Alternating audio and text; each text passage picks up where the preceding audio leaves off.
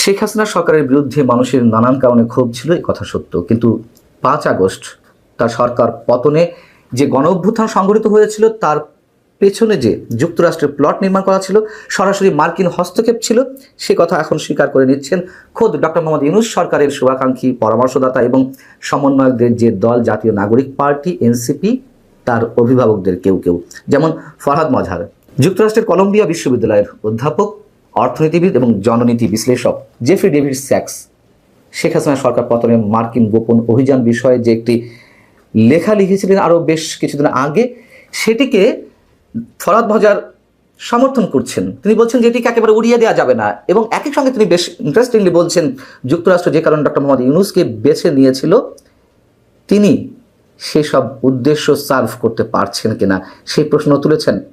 বেশ মজার বিষয়। আমি ফরহাদ মজহার সম্পর্কে শেষের দিকে আসছি, তার আগে জেফ্রি ডেভিড স্যাক্স যেই লেখাটি লিখেছিলেন, সেই লেখাটি সম্পর্কে একটু বলে নিই।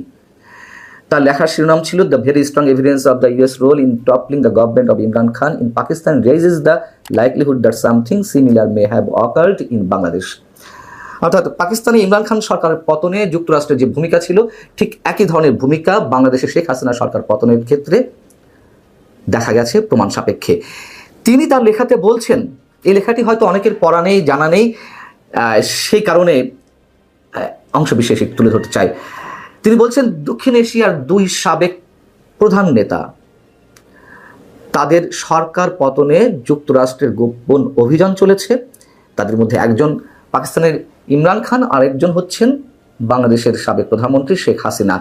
এবং দুটি ঘটনা একই রকম। তিনি যেভাবে বলার চেষ্টা করছেন যে পাকিস্তানের ক্ষেত্রে যেটি ঘটেছে, যুক্তরাষ্ট্রের দক্ষিণ ও মধ্য এশিয়া বিষয়ক সহকারী পররাষ্ট্রমন্ত্রী ডোনাল্ড লু 2022 সালের 7 মার্চ যুক্তরাষ্ট্রে পাকিস্তানে নিযুক্ত যে রাষ্ট্রদূত আসাদ মজিদ খানের সাথে দেখা করেন, এবং দেখা করে তিনি বলেছিলেন যে সতর্ক করে দিয়েছিলেন রাশিয়া এবং ইউক্রেন সম্পর্কে মিস্টার খানের যে আক্রমণাত্মকভাবে নিরপেক্ষ অবস্থান, সে কারণে ইমরান খান পাকিস্তান মার্কিন সম্পর্ককে হুমকির মুখে ফেলছেন।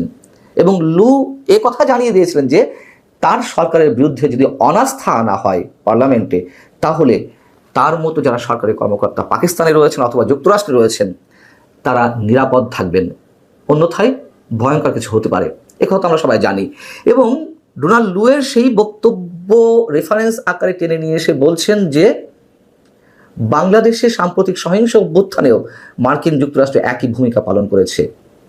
ছাত্র অস্থিরতার কারণে প্রধানমন্ত্রী হাসিনাকে ক্ষমতাচ্যুত করা হয়েছিল, এবং বাংলাদেশের সেনাবাহিনী যখন বিক্ষোভকারীদের সরকারি অফিসে হামলা চালানো থেকে বিরত রাখতে অস্বীকৃতি জানায়, তখনই শেখ হাসিনা ভারত পালিয়ে যান বা দেশ ত্যাগ করেন। এবং তার আগে শেখ হাসিনা একটি চমকপ্রদ দাবি করেছিলেন, যখন 2024 সালের 17 মে সেই একই মার্কিন সহকারী পররাষ্ট্রমন্ত্রী ডোনাল্ড লু শেখ হাসিনার সঙ্গে দেখা করে তিনি এই অঞ্চলে মার্কিন সামরিক স্থাপনা অনুমোদন করতে চেয়েছিলেন, কিন্তু শেখ হাসিনা অস্বীকৃতি জানিয়েছিলেন, এই কারণে যে এটি চীনকে নিয়ন্ত্রণ করার জন্য মার্কিন যুক্তরাষ্ট্রের একটা কৌশলের অংশ। কিন্তু শেখ হাসিনা তাতে রাজি হননি।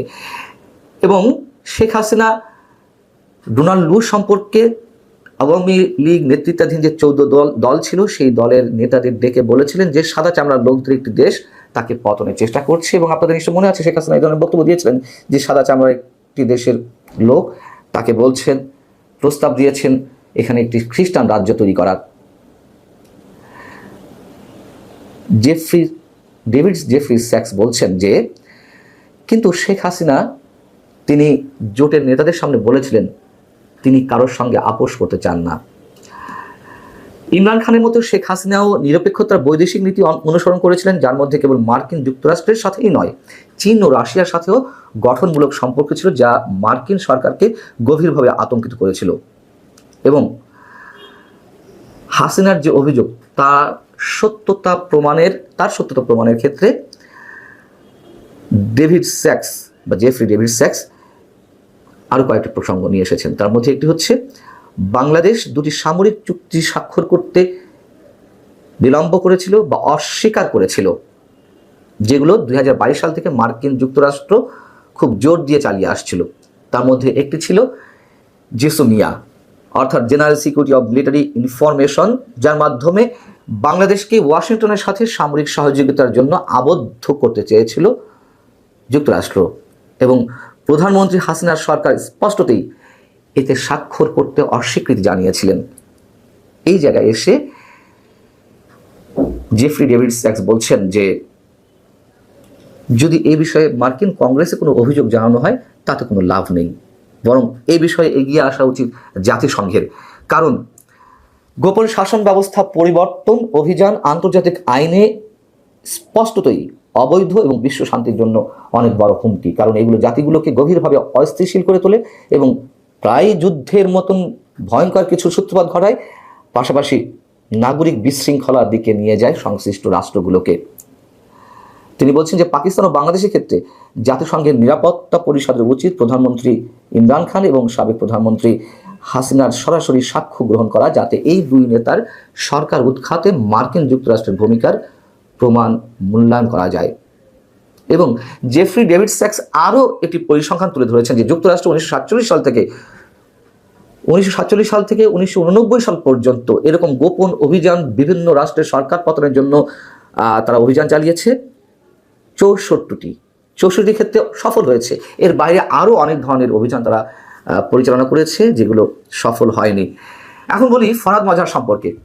ফরহাদ মজহার সমকালকে একটি ইন্টারভিউ দিয়েছেন বুধবারই, যেটি প্রকাশ হয়েছে। সেখানে তিনি কথা প্রসঙ্গে যেমন জেফ্রি ডেভিড স্যাক্সের এই বক্তব্যকে সমর্থন করলেন, তিনি বললেন যে এটি একেবারে উড়িয়ে দেওয়া যায় না। সেই জায়গা থেকে সমকালের আরেকটি প্রশ্ন ছিল, এই বাস্তবতায় বর্তমান সরকারকে আপনি কীভাবে দেখছেন? ফরহাদ মজহার যে কথাগুলো বলছে, ডক্টর ইউনূসকে আমরা কেন চেয়েছি? আন্তর্জাতিক ব্যক্তিত্ব হিসেবে বাংলাদেশের এই ঐতিহাসিক রূপান্তরের কেন্দ্র থেকে তিনি যেন জনগণের অভিপ্রায় বাস্তবায়নের ক্ষেত্রে ইতিবাচক ভূমিকা রাখতে পারেন। তিনি হয়তো চেষ্টা করছেন ভারতকে মোকাবেলার ক্ষেত্রে নানান কিছু করতে, কিন্তু মার্কিন যুক্তরাষ্ট্র যেমন করে রেজিম চেঞ্জ করতে চেয়েছিল, তেমনি বাংলাদেশেও রেজিম চেঞ্জ কি হয়েছে? এই কথাটার উনি কি প্রমাণ করতে চাচ্ছেন, কি বলতে চাচ্ছেন? তিনি বলছেন এই দিকে সন্দেহ দেখা দিয়েছে। তিনি ব্যর্থ হলে জেফ্রি ডেভিড স্যাক্সের মূল্যায়ন সঠিক বলে প্রমাণিত হবে। জেফ্রি স্যাক্স আমাদের গণ আকাঙ্ক্ষাকে উপেক্ষা করেছেন, মানে গণ অভ্যুত্থানের পিছনে যে যুক্তরাষ্ট্রের প্লট নির্মাণ করা ছিল, এই বক্তব্য উপস্থাপন করে তিনি গণ অভ্যুত্থানকে ছোট করে দেখতে চেয়েছেন, কিন্তু তার কথাটা পুরোটা মিথ্যা নয়। ফরহাদ মজহারদের তো অন্যরকম এজেন্ডা রয়েছে। সেই জায়গা থেকেও যে একেবারে যুক্তরাষ্ট্রের এই গোপন অভিযান, ডিপ স্টেটের খেলা, যেটি কলম্বিয়া বিশ্ববিদ্যালয়ের অধ্যাপক অর্থনীতিবিদ জেফ্রি ডেভিড স্যাক্স প্রমাণ সাপেক্ষে তুলে ধরার চেষ্টা করেছেন, সেটিকে অস্বীকার করতে পারেননি।